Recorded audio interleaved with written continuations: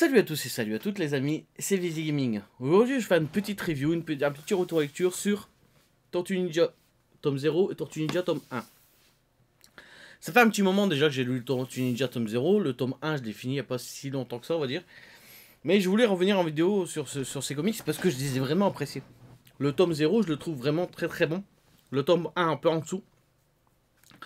Mais je voulais vraiment revenir en dessus pour aussi qu'on discute au Tortue Ninja. Et si vous avez des autres lectures de ce type, ça m'intéresserait. Donc on se dit tout de suite après le générique.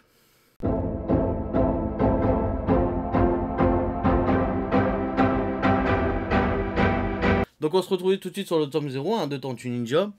De l'édition iComics. D'ailleurs une très belle édition, hein. Toujours chez iComics, c'est toujours super bien sonné, hein. Que ce soit chapitré, t'as plein de bonus, tout est toujours bien expliqué. T'as juste le même problème que chez Panini, t'as pas forcément les DC Enter qui sont indiqués ni à tes chapitres ni au début, mais bon.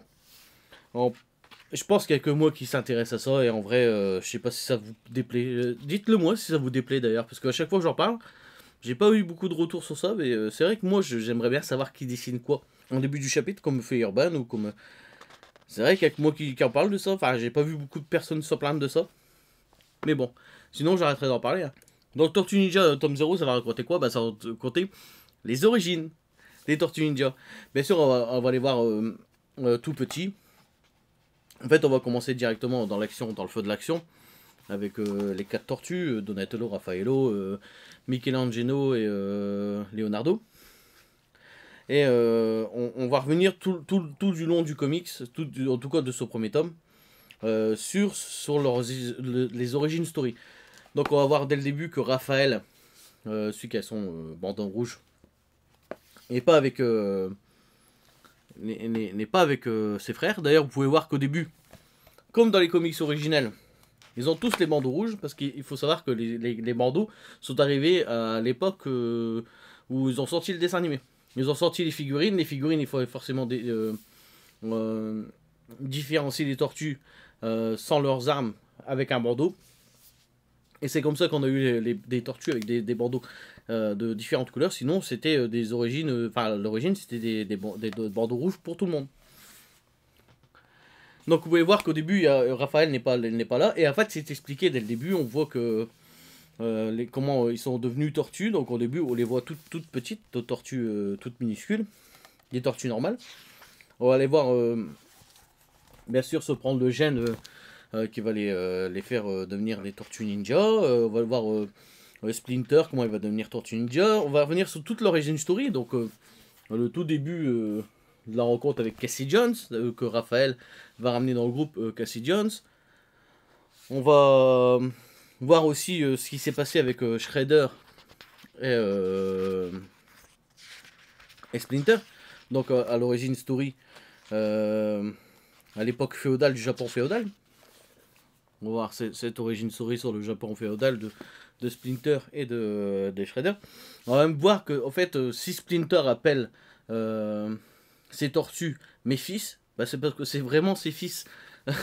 En fait, en gros, ils vont nous expliquer que Splinter a refusé un ordre de son daimyo, de son chef de clan, et donc a eu un déshonneur.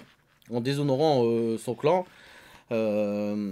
quelqu'un est venu abattre sa femme, ils se sont sauvés, et forcément ils ont abattu, quand ils ont retrouvé les enfants, tous les enfants, donc 4 enfants. Donc s'il y a 4 enfants, vous vous doutez que bah, c'est toutes les tortues qu'on a, et Splinter. Mais tu ils ont pas les mêmes noms. Mais c'est des descendants de lignée, on va dire. Moi je connaissais pas spécialement les Tortues Ninja, à part le dessin animé des années 80-90. J'ai vraiment apprécié. D'ailleurs, il n'y a pas que les tortues, hein, il y a aussi des autres animaux anthropomorphes qui sont un peu plus grands. Comme Monsieur Hobb, M. Hobb. Je le connaissais pas spécialement non plus. Donc franchement, c'est un très bon comic si on connaît pas du tout les Tortues Ninja, de commencer par ici, quoi. On va voir le Clawfoot, comment ils se sont formés, on va voir toutes les Tortues Ninja dès le début, comment ils vont avoir récupéré leur bandeau. Parce qu'au début, ils ont le bandeau rouge, comme je vous ai fait voir. Là, ils ont toutes des bandeaux rouges. Mais par la suite, Splinter va leur donner les bandeaux de couleur, bah d'ailleurs à ce moment-là. Vous voyez qu'ils ont tous un bandeau de couleur. Au moment où Raphaël va revenir dans le groupe avec les frères, va récupérer, ils vont tous récupérer leur bandeau. Les origines souris sur Catchy John, son père alcoolique qui bat un peu son fils depuis la mort de sa mère, tout ça. C'est pas forcément tout joyeux non plus le comics, hein. Il y a vraiment des trucs un peu, ils ont des parts de sombre un peu aussi. Par contre, les tortues n'ont pas, il n'y a pas pour l'instant de meurtre ou des trucs comme ça. Elles sont pas spécialement plus méchantes que ça les tortues, mais ça reste, ça reste cool. Franchement, l'action est bien représentée. On a par moments des prises de colère de Raphaël qu'on connaît un peu colérique. Et Splinter va remettre pour moi à sa place et va faire un truc plus colérique que lui pour lui faire voir à quel point il peut paraître comme ça. En fait, c'est vraiment cool. Franchement, c'est vraiment très intéressant. Dans ce premier tome, donc on va voir, comme je vous dis, les quatre premiers tomes, enfin les 4 tomes qui sont sortis à l'origine. À la fin, on a une ribambelle de bonus. On a quand même beaucoup de bonus. Les dessins sont pas toujours égaux. Là, on a tout ça de bonus. Les dessins sont pas toujours tous égaux. C'est d'ailleurs le problème qu'on a avec le tome 1. Le tome 1, c'est vous voyez voir, c'est beaucoup plus petit. Hein. Ça, c'est 15 euros. Ça, c'est 15 balles. Ça, c'est 50. Les dessins sont dans le premier tome, justement, c'était le très gros problème pour beaucoup de monde, c'est que les dessins sont quand même très moches. C'est vraiment pas très beau. C'est vraiment pas super joli. Le scénario, ça passe encore. Je trouve que le scénario amène des choses. Krang, parce que dans le premier tome, il y a aussi Krang. Il va savoir où sont les tortues, tout ça, dans le tome 0. Et dans le tome 1, on va avoir plus une dimension parallèle, comme dans le dessin animé qu'on a. Donc ils vont partir dans une dimension un peu parallèle pour sauver une princesse et un peuple, on va dire, de la guerre avec Krang, tout ça. C'est pas un comic super... En fait, visuellement, déjà, il n'est pas très beau. Après, le scénario reste ce qu'il est. C'est pas non plus le comics de l'année. Mais ça reste cool à suivre. Je vous conseille quand même de lire le premier tome.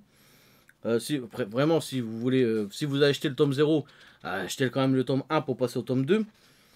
Parce que si vous le sautez, peut-être vous allez rater des choses. Et c'est peut-être un peu bête. C'est pas le meilleur comics de l'année. Mais ça reste cool. On va voir comment les persos vont se débrouiller un peu de leur côté. D'ailleurs, il y a le clan Foot qui va essayer de récupérer une des tortues, je vous dirai pas laquelle, pour l'intégrer à leur clan. On ne sait pas si elle va partir, tout ça. Pour l'instant, j'en suis que là. Hein. J'ai pas lu beaucoup plus que après le tome 1. Mais c'est une très bonne découverte pour moi. Ces 2 tomes que j'avais acheté en occasion, mais bien sûr qu'on peut trouver toujours à neuf. Donc, comme je vous répète, 50 € le premier tome, le tome 0, qui est c'est vraiment peut-être la meilleure chose que j'ai lue pour l'instant. Qui est une très bonne critique un peu partout, et vraiment super bonne. Hein. Et le tome 0, le tome 1, qui est un peu moins bon. Le scénario est un peu moins bon. Les dessins sont beaucoup moins bons. Les dessins, c'est vraiment pas terrible. Je sais que par la suite, j'ai cru voir qu'il va y avoir que un dessinateur quasiment constant qui va arriver quasiment constamment tout le temps sur les tortues. Et c'est peut-être ça qui va amener un peu plus pas de punch, mais de cohérence graphique aux comics. Ce qui manque beaucoup, en fait, je trouve. Parce que même dans le tome 0, on peut se retrouver avec des planches assez jolies. Hein. Je vais vous faire voir les tomes 0 un peu. Avec des découpages de planches et des planches assez jolies. Ou par moments, on a des trucs assez creepy, assez pas beaux, quoi. Voir Cassie Jones, comment elle est dessinée. Donc, c'est le problème quand on a beaucoup de dessinateurs sur un même truc, surtout avec le tome 1, ça peut être problématique. C'était mon petit avis sur les Tortues Ninja tome 0, tome 1. Vous pouvez toujours partager mes vidéos, les commenter, les liker, ça fait vraiment plaisir. Sur ce, je vous dis à très bientôt les amis, et surtout amusez-vous bien sur toutes vos lectures en cours.